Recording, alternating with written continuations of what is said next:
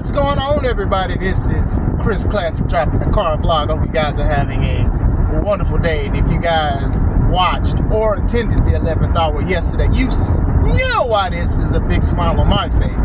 But other than that, make sure you remember that God loves you, Christ loves you, and I love you as well. Make sure you subscribe to this channel, the Take It Home podcast, where I talk about professional wrestling topics and I put in my matches as classic alpha, a professional wrestler of 13 years. And make sure you also subscribe to C3 Ultimate Wrestling, me and my wife's professional wrestling company. No contingency plans, no takeovers, no jumps, no shiesty stuff.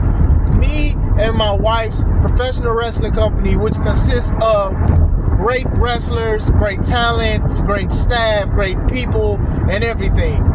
ARC, tip my hat to you guys. For sure. Don't see eye to eye. Don't like a lot of the stuff that y'all did, but still. The 11th hour was yesterday, and I will be talking about the show with my wife, Sensational Shay, whenever we have the time. It'll be within a few days, so I wanted to talk about something else. I wanted to talk about the word fatigue and how it's going to go into this video. Now, there are a lot of words that people hear and then they run it into the ground, right? Period poo. Some people say crash out. Some people say women do this, or the silent clap. What was the other one? Understood the assignment. Stuff like that.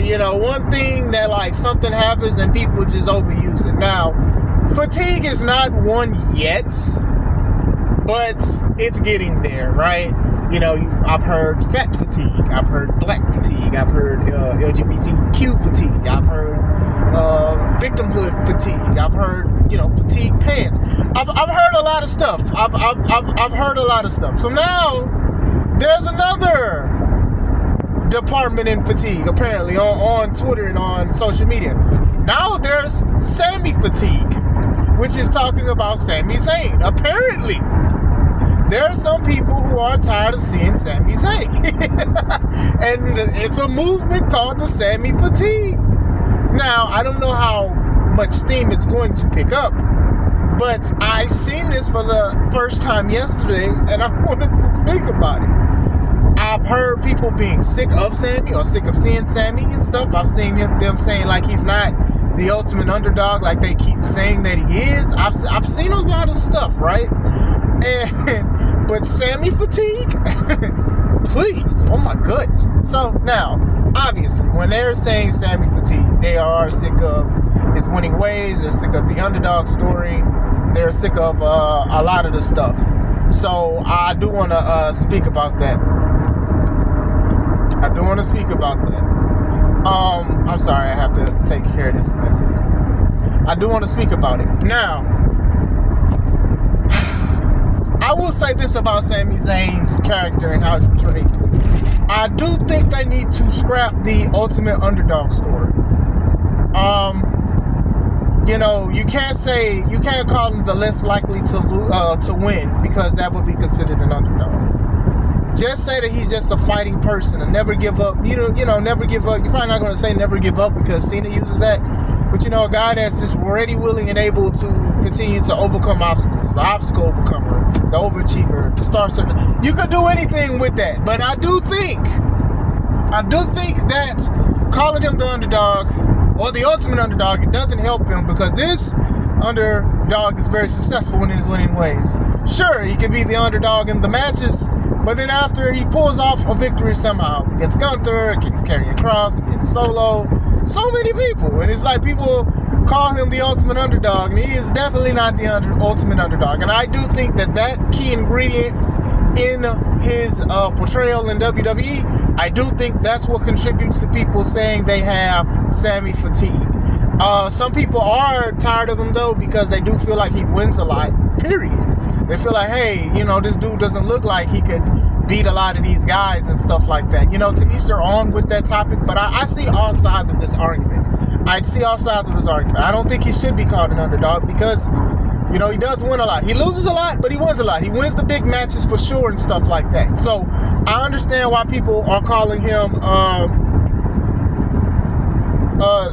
some people calling him like, why is he the ultimate underdog and stuff like that. Yeah, you cannot call him. You don't have to call him that. You don't have to call him that. You can't just say, hey, just a fighting person, and that's it. The crowd went crazy when he beat Solo for the United States Championship, and some people probably didn't even think he was going to win that. So sure, I'm sure it's a better word. It's just skipping my mind on what it is, honestly. I'm not even going to lie to y'all. Skipping my mind on what can we call Sami a new nickname. But, you can't say People's Champ.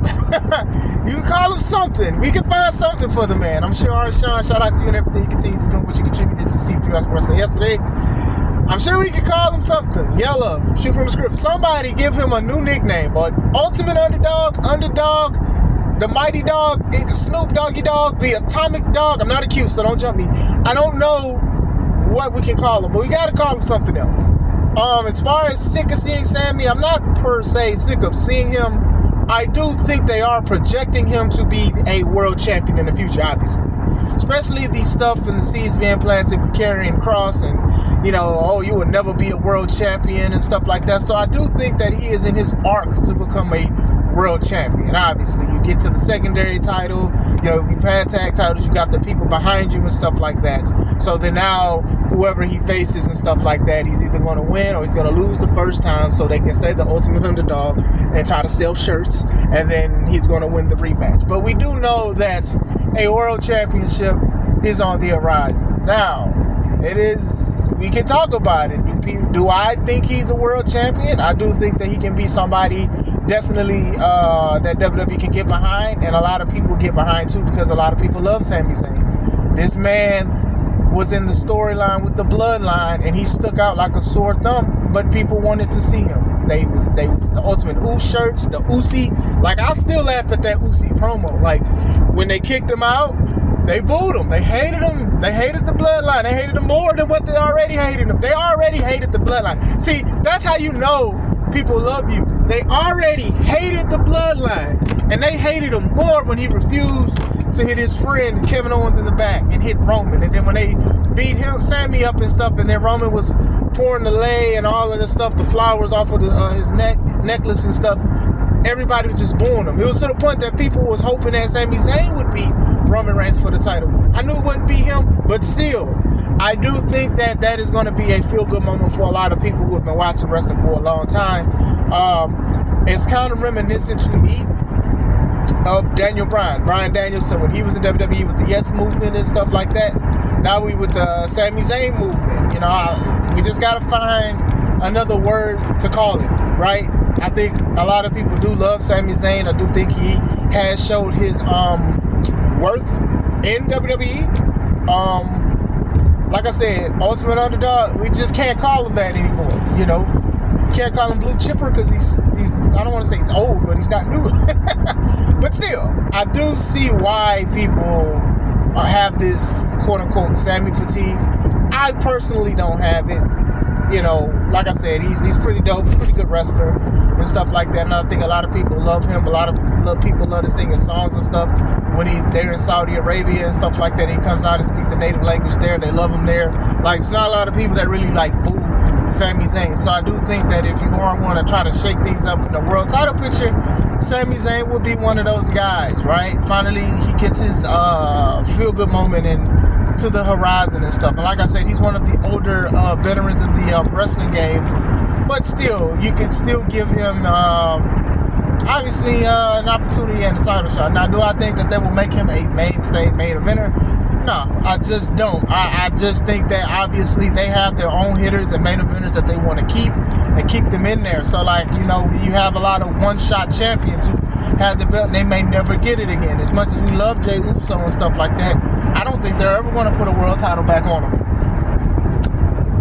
That's why I said people should just enjoy the title reign while we have it until he loses the title. Because when he lost the title, lo and behold, people's mad. It was like, oh, well, Gunther beat him, got him for the title so he can have a match with Goldberg, as if Goldberg still don't sell a lot of tickets. Like, people got to get out of their feelings. Sure, you can call him Goldberg, you can call him this and that, he don't care about the business and stuff like that, but the fact is, he sells tickets.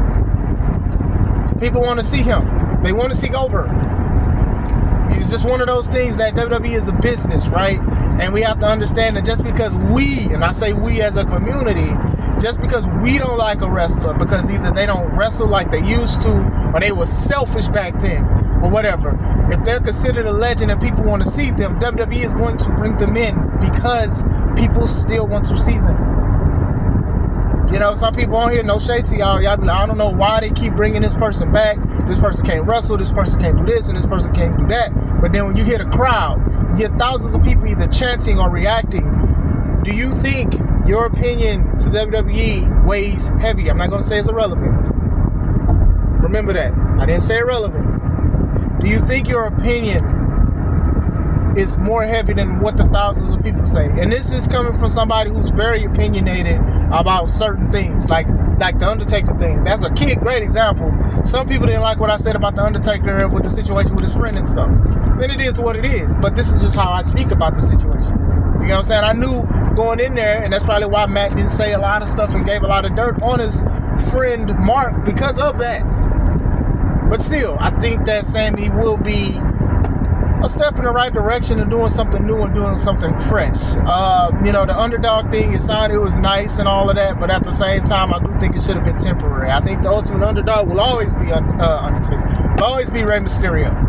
I don't think anybody else will be one of the greatest underdogs. I think this was a guy, I remember when he won the World Heavyweight Championship at WrestleMania in that Triple Threat, I remember he was losing non-title matches as a champion. And to me, that says something in itself right there that, you know, obviously he's an underdog because he can't even beat guys as a champion. But, you know, he was a fighting champion for the most part.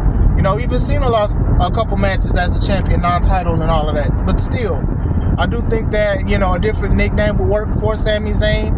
I do think that calling him the ultimate underdog or just the underdog in general, I do think that's what made people sick of seeing Sami.